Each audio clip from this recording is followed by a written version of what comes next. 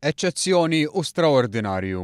Hekk kien deskritt mill-kap tad-Dipartiment tal-Ekonomija fl-Università ta' Malta iċ-ċertifikat li kisbet Malta fit-tbassir tax-xitwa tal-Kummissjoni Ewropea. Il-qatt baxx, iż-żieda fil-konsum mill-pubbliku, l-investiment mis-settur privat u ż-żieda fil-produttività huma fost ir-raġunijiet ewlenin li jsemmew għal dan ir-riżultat suċċess. Philip von Brokdorf innota kif dan huwa riżultat aħjar minn ta' pajjiżi oħra għaliex Malta qed taraf tisfrutta l-vantaġġi tagħha. Però ovvjament Malta hija eċċezzjoni, fis-sens ovvjament illi għandha ċertu biex ngħidlek vantaġġi fiċ-ċokon tagħha li tista' tisfruttom biex kollha tkabbir ekonomiku aħjar minn pajjiżi oħra.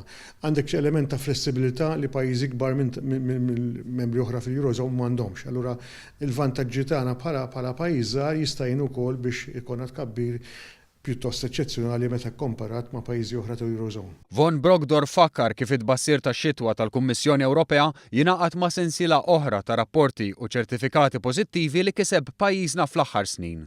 Unet hija konferma wkoll ta' diversi previżjonijiet li qed isiru wkoll anki minn aġenziji internazzjonali bħal Moody's, eċċetera. Din ovvjament hija l-forecast tal-Kummissjoni Ewropea dwar l-ekonomija Maltija.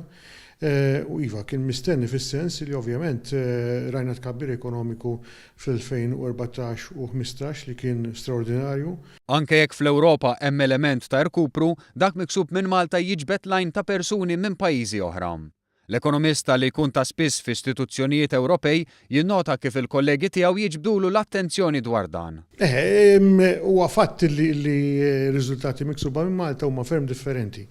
U allura ovvjament biex ngħidlek jaraw ovvjament ċertu anki huma jiġifieri nista' ngħidlek jiġifieri kollegi li ntaqa' magħhom mhux kwistjoni ta' sorpriża, ma ovvjament ma ngħidx li jgħidu għalina fis-sens li jgħidu jaraw x'kabbir ekonomiku, però ovvjament meta tara s-sitwazzjoni ta' ħafna pajjiżi fil-Eurozone meta komparata ma' Malta, iva huwa biex ngħidlek huwa sinjali pożittivi li għandna riżultati li huma ferm differenti minn dawk li għandhom pajjiżi oħra membri tal-Eurozone.